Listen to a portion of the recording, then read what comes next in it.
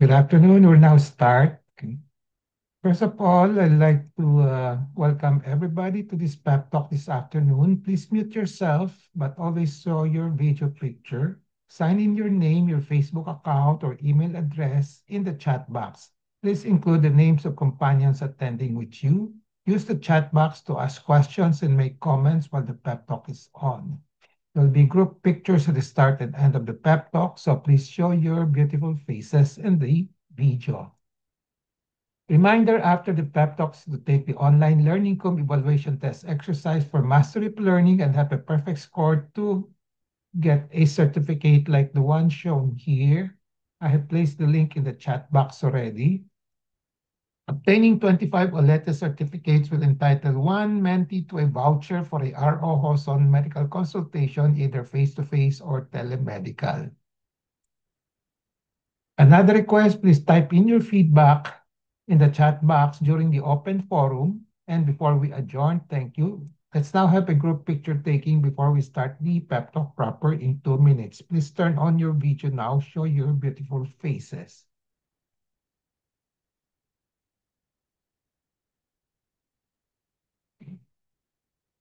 One, one, two, three.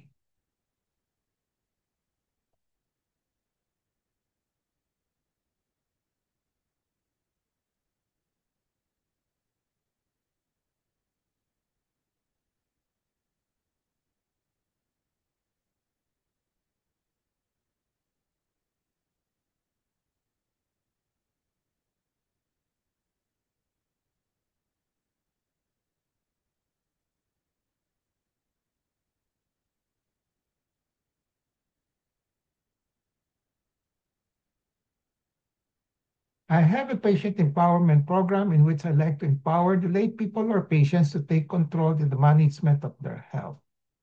I started the pep talk on May 15, 2021 during the COVID-19 pandemic. There are 3 courses in the pep talk. I completed the core course on October 9, 2021.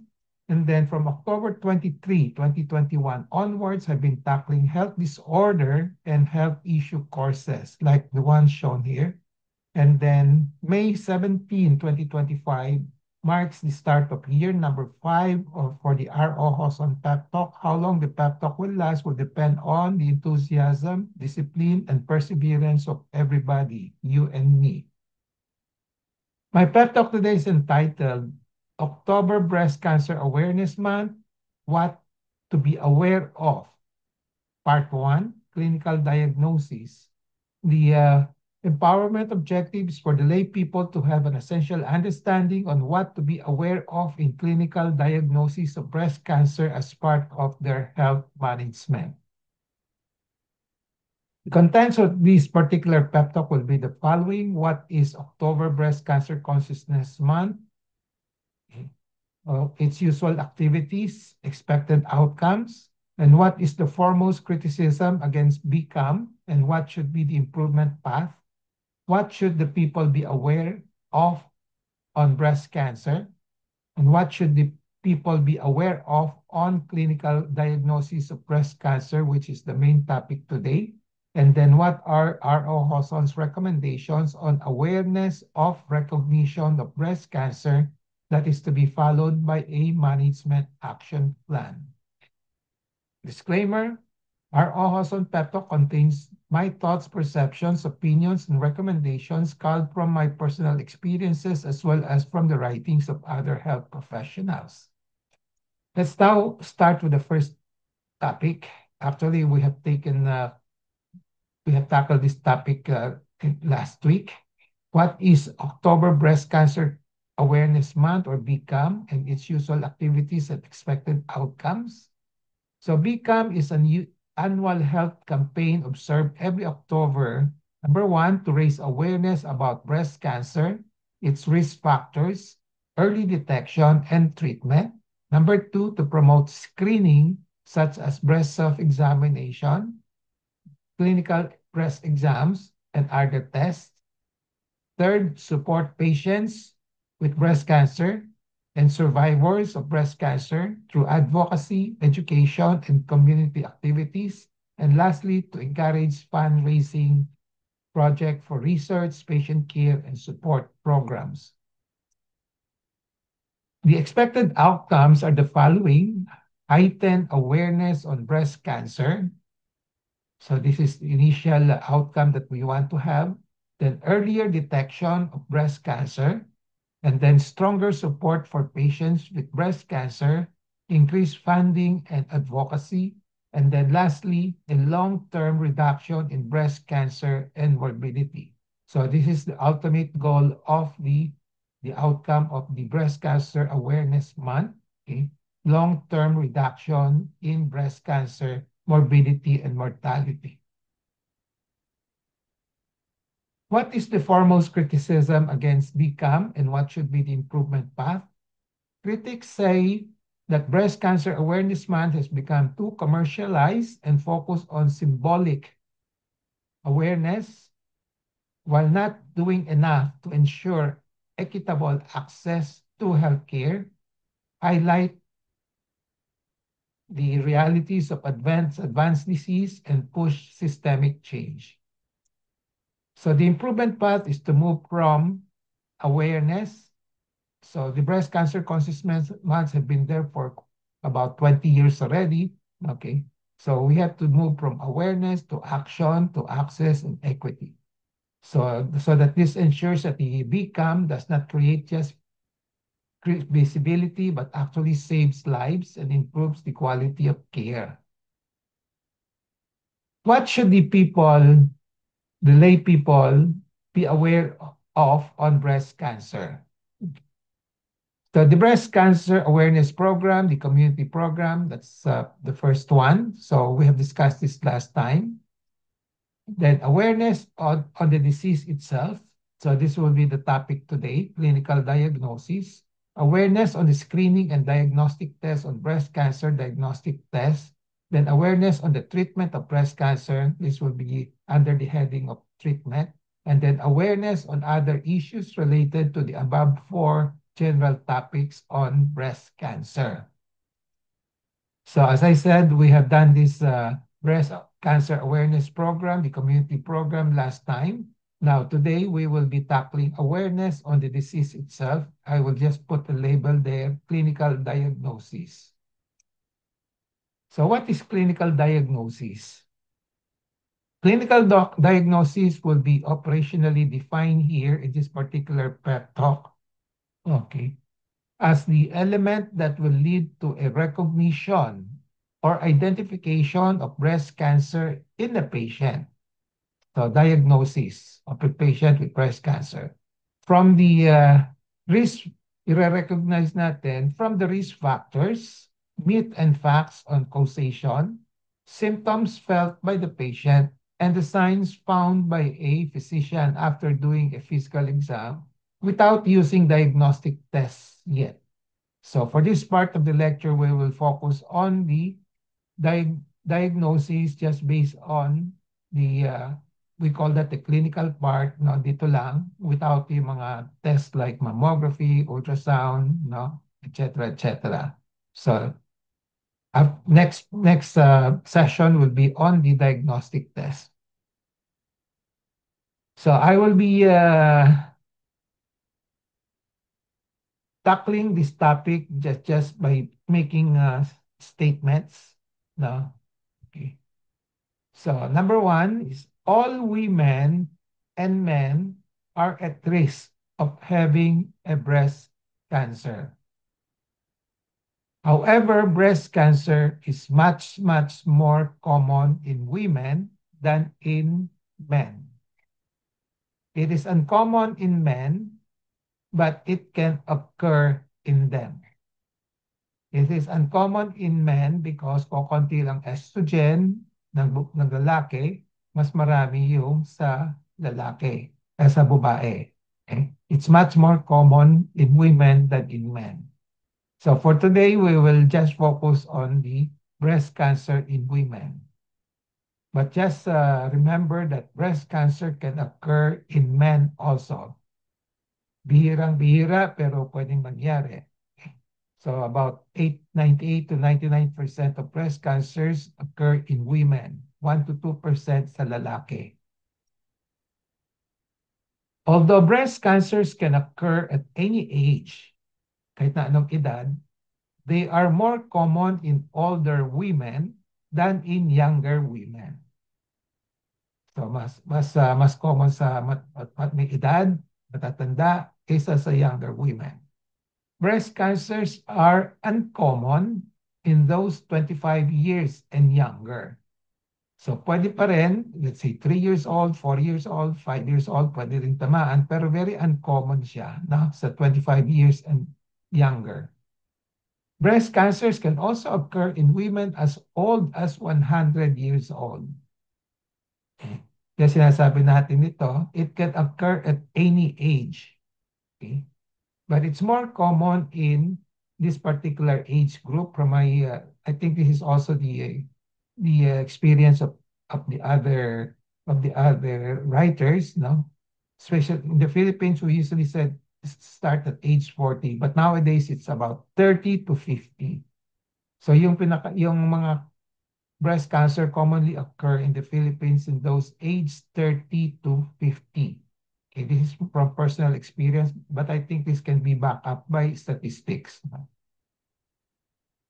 Breast cancers most commonly occur in one breast first, hindi yung sabay, usually, okay, isa muna.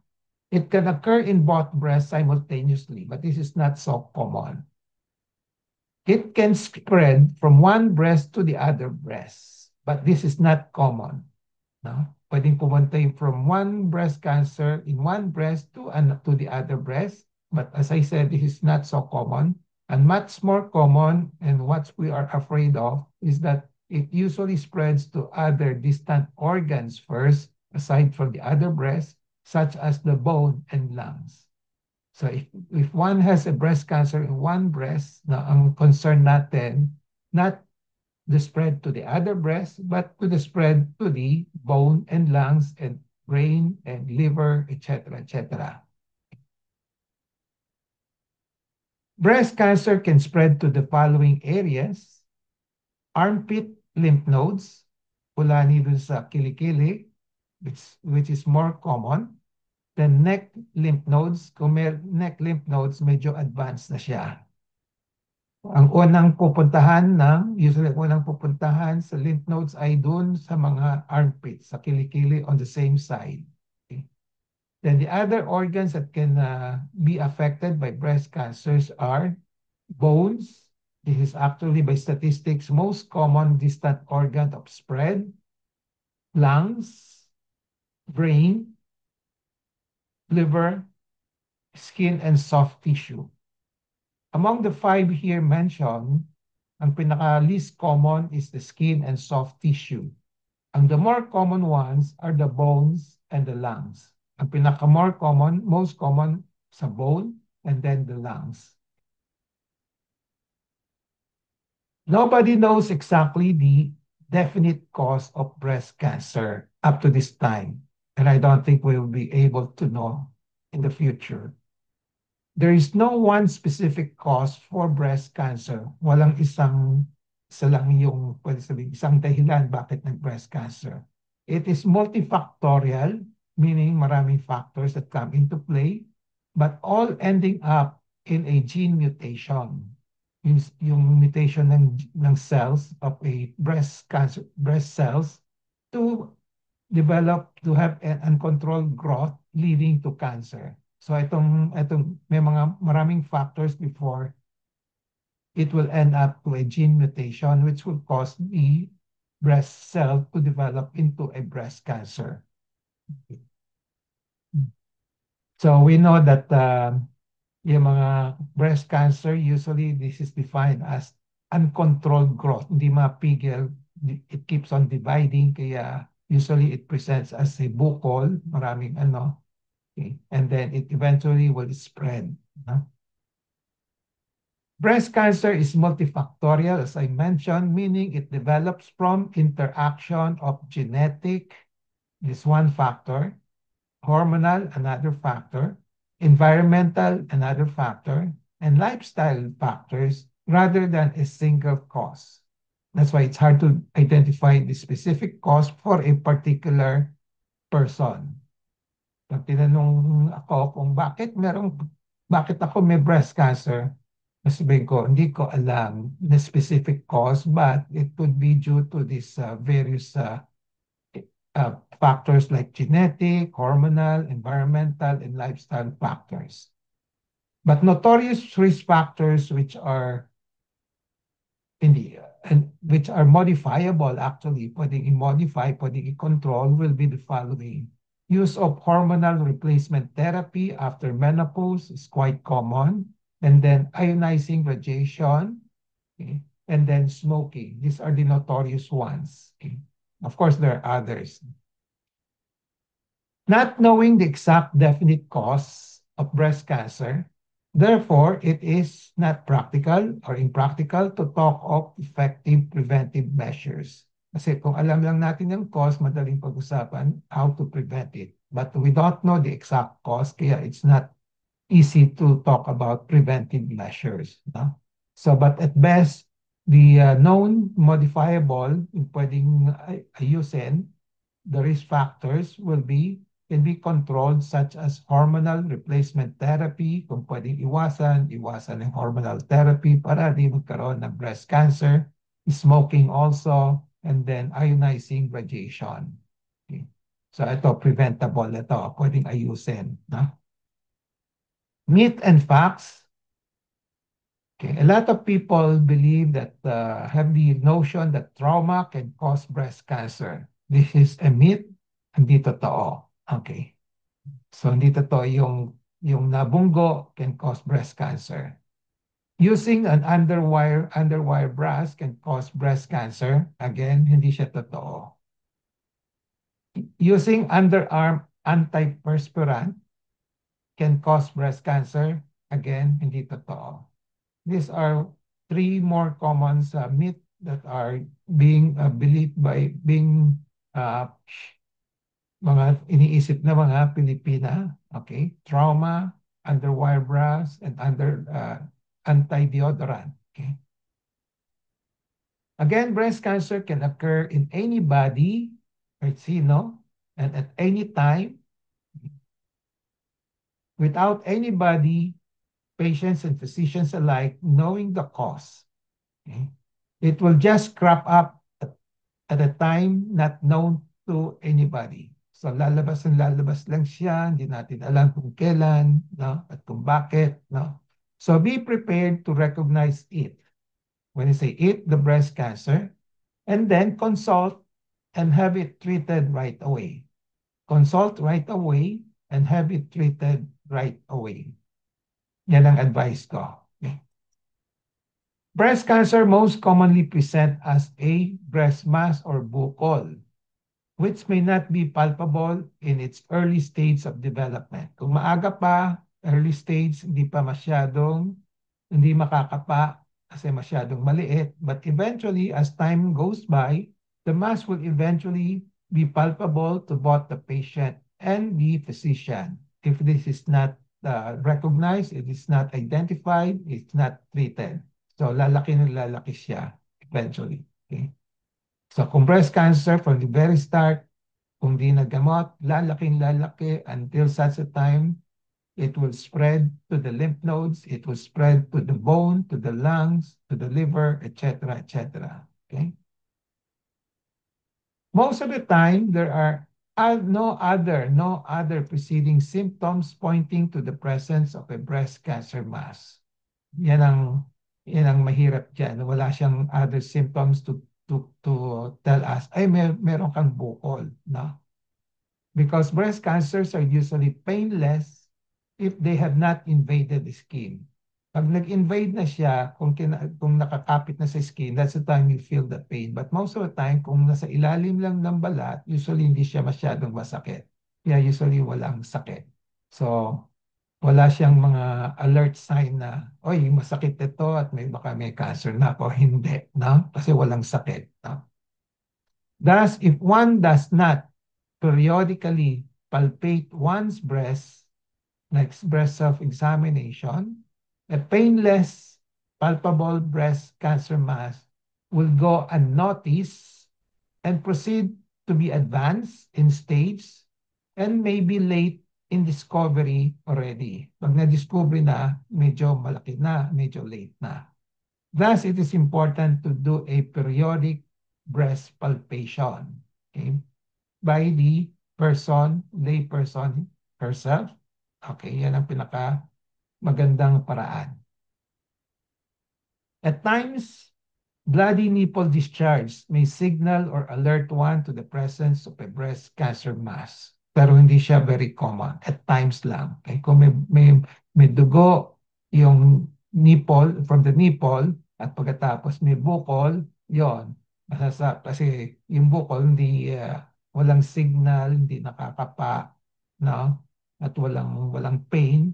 Pero yung pag may dugo, pag kinapa yung breast, pag nakapa yung bukol, then that's most likely a breast cancer. So it's the bloody nipple discharge, so it will tell us, yun, baka there's something inside the breast. No? Okay. At this point, let's now focus on the breast mass that may turn out to be breast cancer. Not all palpable breast masses are cancers. So, pag may mga bukol sa breast, hindi ibig sabihin ay cancer na palagi. Na? Fortunately, may awa pa rin ng Diyos, majority are benign. Ang proportion is about 80 to 20. 80% are still benign and then 20% are malignant. No? Pero hindi natin alam kung ano yung tatama sa isang pasyente, whether it's benign or malignant. Kaya importante, we must know how to recognize yung mga alert signs for cancer, alert signs for benign. Then all breast masses should be consulted through a breast specialist. A breast specialist is a general surgeon or a breast surgeon. Ito yung pupuntahan. Na? Kung meron nakaparang bukol, pa-consult kagad sa isang general surgeon.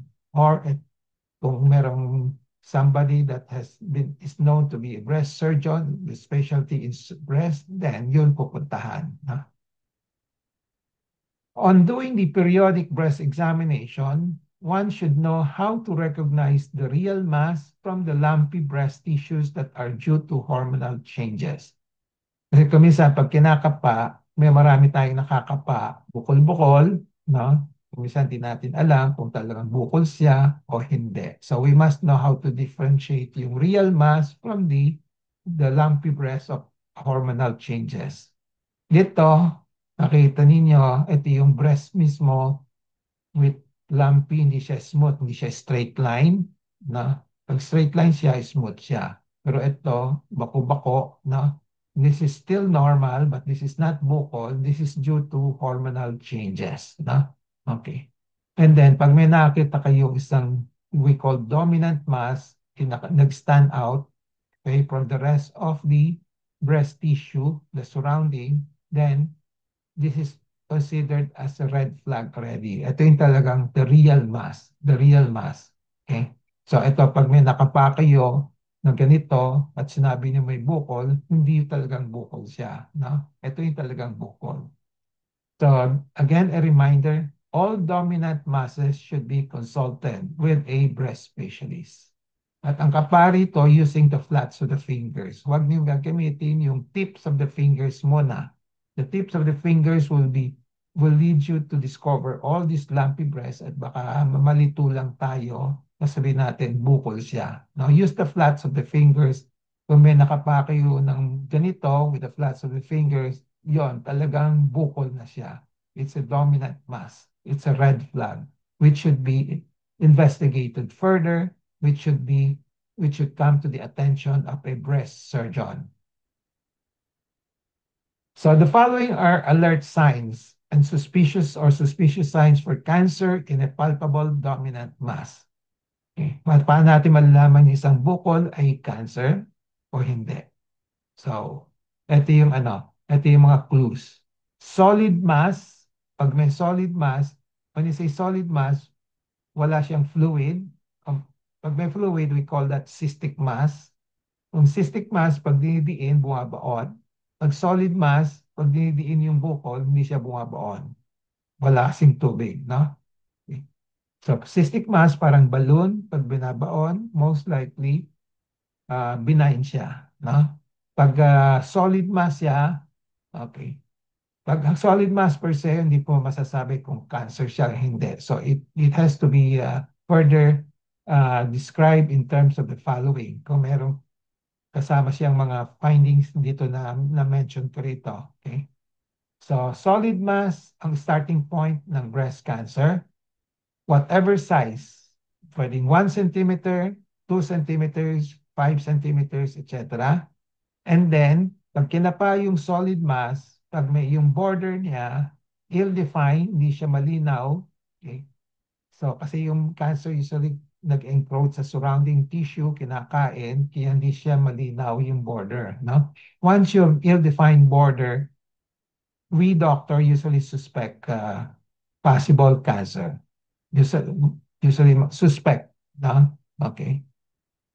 Now, kung hard siya, another findings, kung diniin ninyo, solid siya, pero matigas na matigas, parang kasing tigas ng buto, okay? Then, we suspect cancer already, okay? We could suspect cancer. Aside from ill-defined, pag ill-defined, may konting suspetsa, pero hindi pa siya, let's say, probably mga 60% lang o 70% ang suspetsa.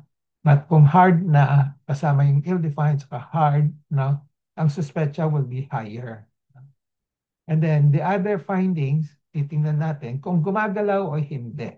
Yung bukol, yung solid mass, kung nakadikit siya sa ilalim ng sa muscle, hindi siya gagalaw, or nakadikit siya sa balat, hindi siya gagalaw, then we strongly suspect cancer. Okay? Then, with evident skin and nipple retraction, pag bumabaon yung nipple, tapos yung skin ay bumabaon din because in the presence of a underlying mass, merong mass sa ilalim at hinihila paloob. Okay? So, we suspect cancer already. And then, with evident skin and nipple lesions and changes. Okay. So, kung merong mga let's say ulcerations, may sugat, no? Dumudugo na, ganoon, we also suspect cancer, no? So with red nipple discharge, pag may bukol na may red nipple discharge, we also suspect cancer. More so, kung meron itong lahat, no? There are associated palpable armpit lymph nodes. Kaya ang kinakapa natin sa breast when we do the breast self-examination, we examine not only the breast but also the kilikili, the armpit, no? So kung meron tayong nakitang findings dito sa breast mismo, then may findings sa kilikili, no? Kung ito yung mga findings, no, the degree of suspicion will now be as high as more than 95%, no? Kung ano. Okay. So depende kung anong findings. Kung itong ill-defined border lang nakita, wala pa itong hard, fixed, ganon, nasa earlier stage pa ng breast cancer, but you suspect cancer, pero hindi siya masyadong mabigat pa. You can call it mild suspicion for cancer. No? So further tests will have to be done. Okay? So, ito yung mga pictures of breast cancer. Okay? Yung iba, hindi ko na ma-illustrate yung ill-defined border, no? Yung hard, hindi ko ma-illustrate sa field yun, no? Yung ito, there's a buccal here, and then there's a bloody nipple discharge. Pag meron dito, 98 to 99% breast cancer niyan from my experience. Okay? And then ito, more so, yon. Okay? Yung balat, bumaon siya. Probably yung nipple kasama na doon. No? Kung meron kang bukol dito at hinihila ng balat paloob, no? This is what we call skin retraction or nipple retraction. No? So, 98 to 99% usually cancer yon. No? Okay. Dito, ganun. Ito, another bukol dito, nasa labas na ng balat. No? Ito, may sugat na. No? Okay. Pag may sugat na rito, may bukol sa ilalim, ibig sabihin, medyo advanced na ito. So we suspect breast cancer. 98 to 99% sigurado na siya. No? Okay. What are R.O. Hawson's recommendations on awareness of recognition of breast cancer that is to be followed by a management action? No, kasi yan ang gusto natin yung improvement dito sa Breast Cancer Awareness Month. Now, not only be aware, but we have to do something. No? So, we don't stop there being aware. No? Yan ang isang pitfall ng Breast Cancer Awareness Month. Hopefully, we can move forward by doing further than just knowing. But number one, ang recommendation ko is know how to do breast self-examination. I will not discuss the details here. Most of you know how to do it already, but probably in the next lecture, pep talk, which is under screening test, no, baka isama ko, no? Okay, or I can have another session on this, no? And then do the breast self-examination daily while taking a bath. So I suppose all women are taking a bath every day, no? Pwedeng gawin daily na, no? Isa sabihin, yung usual tinuturo, monthly breast self-examination. Gawin na lang daily. Total, naliligo naman at kinukuskus yung breast at kinakapa. Kapain na lang yung breast, no? During the bath, no? So, I might be the first one trying to advocate daily, no? But my reason is that majority at least, no, ng mga babae Pilipina are taking a bath, no? And then washing their breast, no? So while washing their breast, they're palpating their breast already. So kapain na lang, no? So number three, know how to recognize a dominant breast mass. Yung tinuro ko, yung present ko kanina in drawing, no? Yung nakaangat, no? Hindi siya lumpy breast. So you have to differentiate a dominant breast mass from a lumpy breast. Then know the alert signs of cancer is if a dominant breast mass is found. Then consult right away if a dominant breast mass is found. Basta may dominant breast mass, kahit na ano siya, okay, pa-consult na lang. No? Kasi kuminsan mahirap din i-diagnose kung benign or malignant. Then lastly, have the dominant breast mass suspected to be breast cancer. Pag may na sinabi sa yung doktor, may suspect ng cancer, paggamot na kagad. No? So aside from the consult, then to treat na kagad. So treatment ASAP. No? So let me repeat our pledge of support and action. Okay, in line with the October Breast Cancer Consciousness Month, we stand in unity with other health advocates to raise awareness, promote early detection, support every warrior battling breast cancer. Together, we will strengthen advocacy, spread hope, and save lives. So with this today's pep talk, I'm trying to focus on raising awareness, then promoting early detection. The others will come in later on in other pep talk. And then we're trying to save lives by raising the awareness and also promoting early detection. So this is our pledge and support and action in consonance with the Breast Cancer Awareness Month this October. And then for you naman, for the lay people, what will be your pledge and support, especially on this topic? So I suggest that just please pledge and support and know and act for your own sake, for your family, all these things. Yung sinabi ko, know how to do breast self-examination, number one. Then do breast self-examination daily while taking a bath. Know how to recognize a dominant breast mass. Know the alert signs of cancer.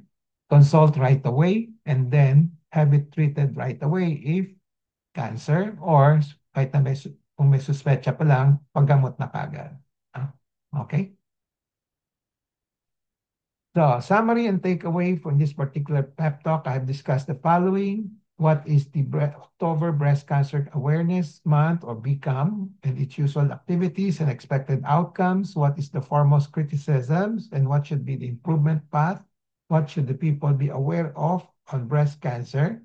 And then what should the people be aware of on the clinical diagnosis, which is the focus of this part one lecture. So next time we would be talking about diagnostic tests. what are the R.O. Hoson's recommendations on awareness of recognition of breast cancer that is followed by an management action plan. Okay. So takeaway in relation to patient empowerment, be always in touch with reliable medical information. On October Breast Cancer Conscious Awareness Month, what to be aware of on clinical diagnosis. And then use the knowledge is power, it gives power. Use the 4Ks of patient empowerment, kalaman, kakayanan, karapatan, kapangyarihan to gain control over decisions and make better decisions on this topic. Okay, what to be aware of on clinical diagnosis as part of your health management. So with that, this ends my pep talk today. I hope I have empowered you to have an essential understanding on what to be aware of in the clinical diagnosis of breast cancer. Before we go to the QA reminder after the pep talk, please take the online learning evaluation test exercise for mastery of learning and have a perfect score to get a certificate like this. I placed the link in the chat box. And then obtaining 25 OLETE certificates will entitle one mentee to a free voucher for a R.O. Hoson medical consultation, either face-to-face or telemedical. And then feedback, please type in your feedback in the chat box during the open forum and before we adjourn. Let's now have a group picture taking before we start the QA and interaction. Please turn on your video now.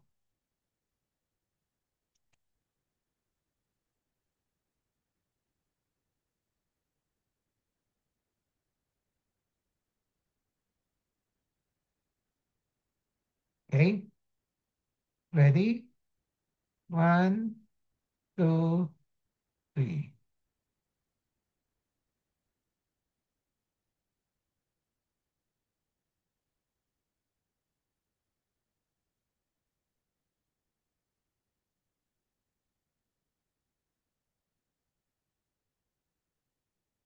Okay, the floor is now open for questions, comments, suggestions, sharing of experience, or even consultations. No? We allow short consultations here before and we still have 20 minutes. No? Okay. Any questions? Doktor, Yeah, Perla. Doktor, itatanong ko lang po, ano po ba yung Akesis Holistic na gamot sa cancer?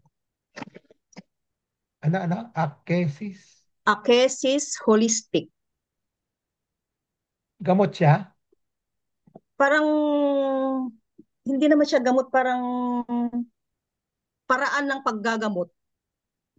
Kasi Holistic? meron akong kilala kasi doktor na may cancer siya, parang nasa advanced stage na siya, Okay. parang hindi na siya pwedeng operahan. Okay. Parang nagpunta siya sa doktor na to, Akesis Holistic Doctor. Akesis. Holistic. Baka yung approach ang dinidescribe, no? Siguro, doktor, kasi Approach. parang Holistic. Sinasabi. tinutusok-tusok pa daw siya, parang meron pang acupuncture. Oo. Ano Okay. effective po ba yun na gamot ng breast cancer? Before I answer kung effective yung ano, when you say holistic, yung sinasabing holistic, yung comprehensive, lahat ginagamot, na? Lahat kinoconsider sa gamutan, na? Okay. Opo. Holistic, no? Holistic, whole, no? Pero spell as H-O, no? Yung isa, hindi ko alam, ano, how do you spell aketic at ano? Akesis, doctor, is Alpha, King, Echo, Sierra, India, Sierra. Akesis. Okay, sis. I'm sorry, I don't know akesis, AK. akesis. Parang merong doktor nga na ibinigay nga sa akin yung doktor na yun eh. Sabi ko, saan mo pinapagamot? Sabi ko sa kanya, dito sa doktor na ito, sabi niya. Actually, meron siyang clinic sa Banawe, doktor eh. Banawe, Talagang, Quezon City. talagang doctor siya, MD? Opo, opo. Okay. Okay. Anyway, may mga MD na who goes into complementary alternative medicine, no? Okay. So that's part of the alternative medicine, no? Ganon, Mm, no? So may mga hindi doctor who goes into alternative medicine also, no? Pero medyo malabo 'yon, no? Pero may Oo, mga kasi, officially may mga certified doctor pumasa sa board, no, as medicine Pero instead of going into a specialty like medical onco, surgical onco, they went into alternative medicine, no? Okay. So, which can be popularized by other countries. In other countries, they popularize it, di ba? Kaya yun, baka Opo. nag-enroll sila doon, nag-aral sila doon, at inuwi nila rito, no? So let's just classify them as alternative medicine. It's not part of the pinaka-conventional or yung tinatawag na conventional, yung run-up, parang, I won't call it standard, na? Pero basta yung pinaka conventional means, kasi conventional like Western medicine, conventional yon, na? Okay. Chinese Opo. medicine is another alternative medicine. Is classified as alternative medicine in the Philippines. Chinese So medicine. how effective Acupuncture. naman ito, Doktor? How Uh, effective compared sa mga oncologist? okay, ang general observation diyan, wala silang kaya yung mga conventional medicine does not look up to these things because wala silang maipoprove na yung research studies, no, that shows na effective, no? Okay. Kasi Hmm. sa Western medicine or conventional medicine, they usually publish data, no? May mga data sila na maganda may result, may improvement. Pero ito yung mga alternative medicine, usually hindi nila pinapublish yung result nila. Parang hearsay lang, baka most likely may gumagaling ng konti, baka isa, dalawa, no? Pero yung kung in terms of numbers, no, mas maganda sa ngayon, mas maganda pa rin yung sa Western medicine. I'm not saying Western medicine is perfect, no? Meron ding limitations ang Western medicine, no? Okay. Pero ang problema na lang sa alternative medicine, wala silang data that will make you hindi you won't believe in them kasi walang data, walang supporting data, no? Okay. Oh, So, oh. parang Actually nga, iba Doktor, nagsasabi, oh, minum ko ng mangosteen at gumaling ako rito. Ganun. oh, yung Yun. alternative, meron nga rin ako pinapakinggan, alternative medicine eh. Oo. Sabi, madali managagamot sa ganun-ganun. Oo. Yeah. Actually nga, Doktor, itong patient na to, nagpunta sa iyo eh. Oo. Okay. Eh, parang, Oh, parang ang sabi mo yata eh, parang hindi na siya pwedeng operahan eh. So, okay. So, hindi ko nasasabihin kung sino siya, pero sige. opo, doktor, kasi baka naman kuan eh kaya nag-ano siya nag-seek siya ng alternative, yun nga alternative medicine siguro. Yeah. So, kumusta na Opo. siya? Kumusta na siya? Alternative. Eh, nagpupunta nga siya, doktor, every Saturday daw. Parang Okay. minsan nga na acupuncture, yung tinutusok acupuncture ba yun, yung Yeah, parang acupuncture. tusok-tusukin ka ng parang karayom, Ah. acupuncture. Tapos may pinapainom pa yata na, ewan ko, vitamin C ba yun? Na hindi ko alam. Hindi ko Ah. na natanong, doktor, kasi, Marami. kwan, Alternative medicine, marami yan. May ozone therapy pa yan, na? May mga opo. ozone therapy, may high dose na vitamins, infusion, Oo, no? vitamin nga yun. Pinapainom nga yata siya ng vitamin C na, siguro iba na vitamin C yun. O kwan. Okay. So O may mga hopefully, doktor din. makaka-recover po siya. Yeah, okay lang sa akin. Hopefully that kasi kung sa Western medicine hindi na kaya, no? Kasi we Opo. tell the patients na hindi kaya Western medicine, you might parang short of doing nothing, you can try, no? Alternative Oo, medicine, no? sana nga, doktor, gumaling siya dito. Oo. Just hope and pray na gumaling siya, no? Opo. Pero I'm not saying hindi siya gagaling, pero usually rare ang gumagaling. Pwedeng gumaling by miracle, gano'n, no?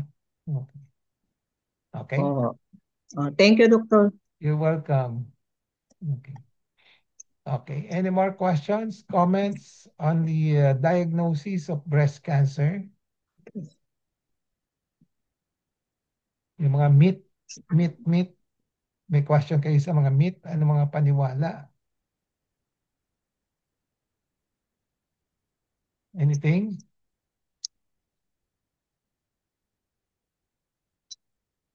Wala kayo tatanong?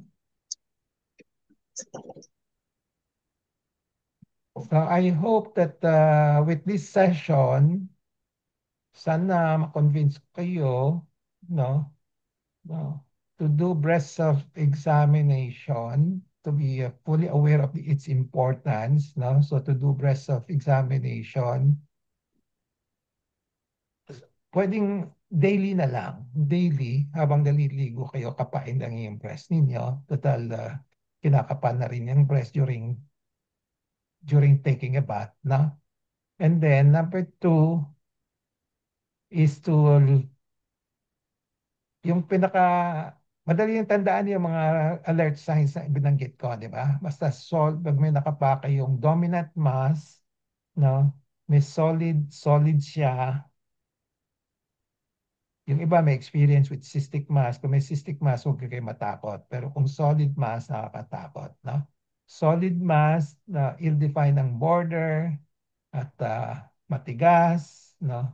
At hindi siya gumagalaw, hindi siya tumatakbo-takbo, no? At kung may huwag na hintayin na may skin changes. Pag may skin changes na, meron na siyang mga sugat, no? Medyo advanced na siya. Huwag niyo hintayin ng na sabihin lang niyo sa mga kaibigan natin, no? Then, kung may kulani, okay, kakapain din kulani. Kung may kulani, no? Suspect breast cancer right away, no? Basta kung hindi niyo matandaan ito yung mga alert signs, the moment you palpated a mass, takbo kagad sa isang doktor who can do the examination, na? Okay, huwag niyo papatagalin, na? Okay. So early consult, after consult, ang isang problema kasi ng ating kababaihan, after consult, hindi nila pinapagamot, na? Okay. So that's another issue, no? Yeah, we want to change that. Hopefully, with the October Cancer Conscious Awareness Month 2025 from here on, no? Okay. Okay. Any questions? Doc, may tanong lang po ako. May Doc, yung ano po, yung cheese daw po, tsaka soybean, bawal daw po. Totoo po ba yun? ano yung isa? Chess? Soybean, yung tokwa. Tokwa. Ano Opo, yung isa? Ano yung yung cheese, kasi, cheese. opo, yun Cheese saka yung soybean. nasabi sa akin dati po sa Singapore, yung onco ko po. Yung wala pa mang studies that definite shows the connection, no, the causation effect, no? Pag kumain ka ng maraming cheese, maraming no, magkakause ng cancer, no? Okay, but theoretically it could, especially kung marami, no? Okay. So Ah, lahat ng bagay basta just eat in moderation, no? Okay. So lahat Follow ng up ko lang doon, Dok. thank you po, Doc. Oo. okay. May follow up ako doon, Dok. Kasi Okay. parang, di ba, ako I am on a tamoxifen treatment. Oo. Tapos parang meron akong friend na ganyan din, nagte-take din siya ng tamoxifen. So Okay. siya yung nagsabi din sa akin na merong mga food na hindi pwedeng kainin kasi you are in tamoxifen treatment kasi it will affect the kumbaga the effectiveness of the nung gamot. Yan, nakalagay yon yung soybeans, mga soy, mga toyo, madami, the citrus fruits, mga ganyan, Basta marami siyang nakalagay na, yun lang, Okay. parang ako naman, in my orientation, it's yung sinabi naman po ninyo, di ba, na eat in moderation. So Yeah. siguro kung isang kagat lang naman yan, Oo. pwede nang hindi naman makaapekto yan, Dok, di ba, sa Yeah. bisa ng tamoxifen. Yeah. Yun naman ang Okay. pinanggagalingan ko. Yeah. Mm-mm. So I still hold on to that. Eat in moderation, Mm-mm. no? Wag lang marami, no? Mhm. Excessive, no? And then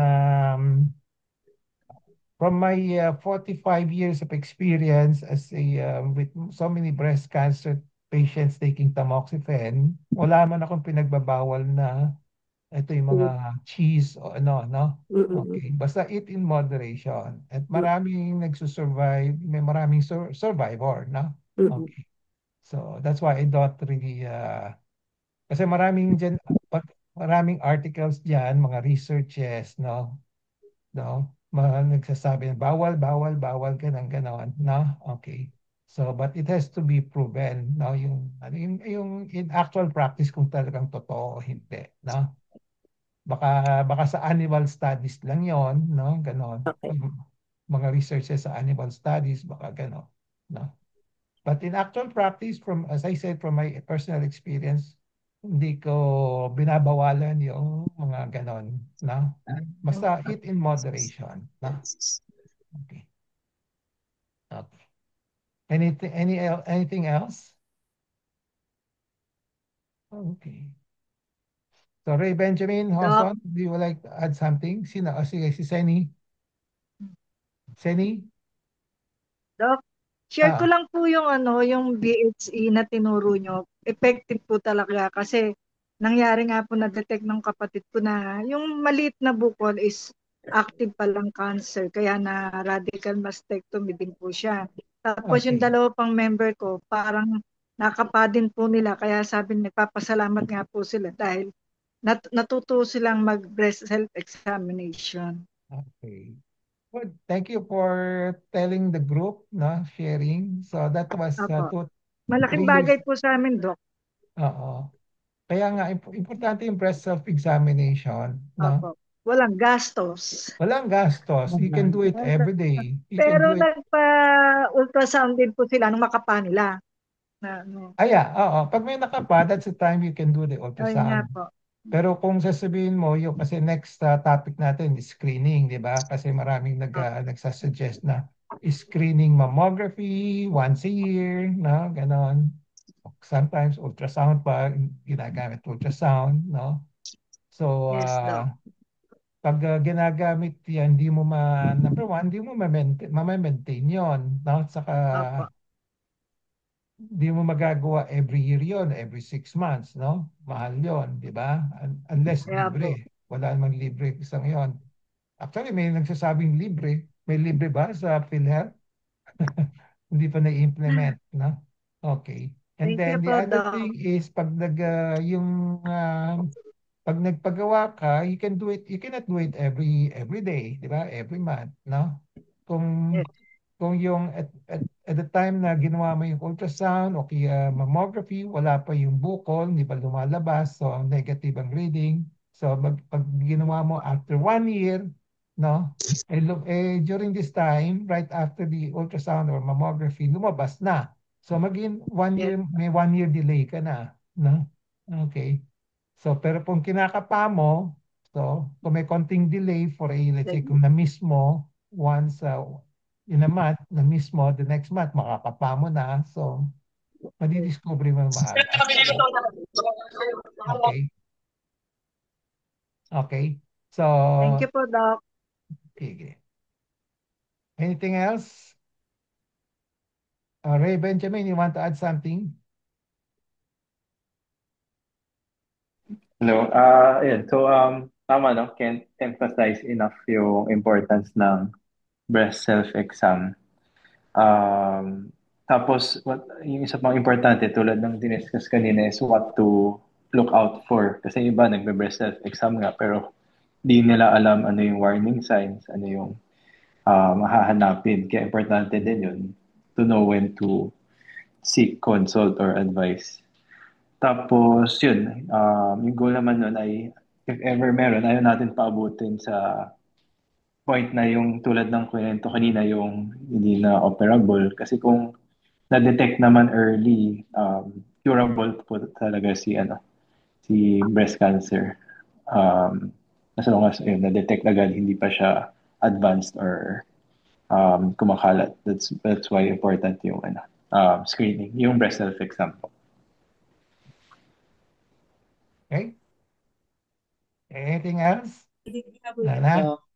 Diana, you want to say something? Yes po. Tanong Okay. lang din, Doc.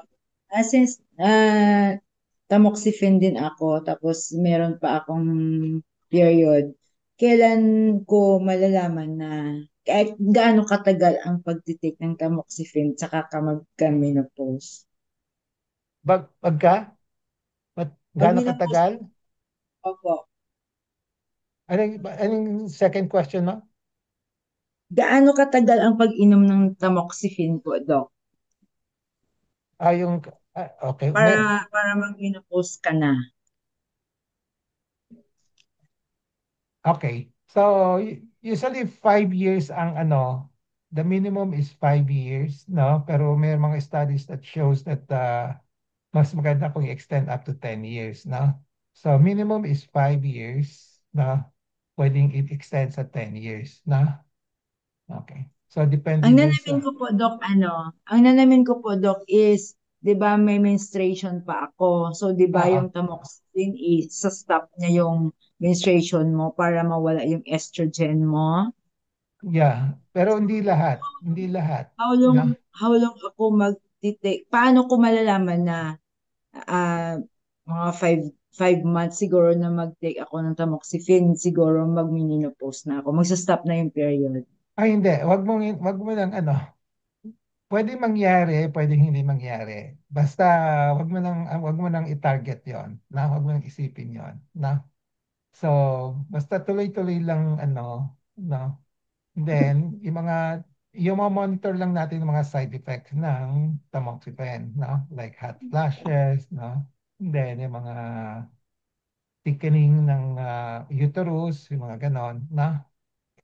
So, pero kung Need ba walang po Dok, need po ba pagpa-screening ng like transvaginal ultrasound since nagtatamoxifen ka?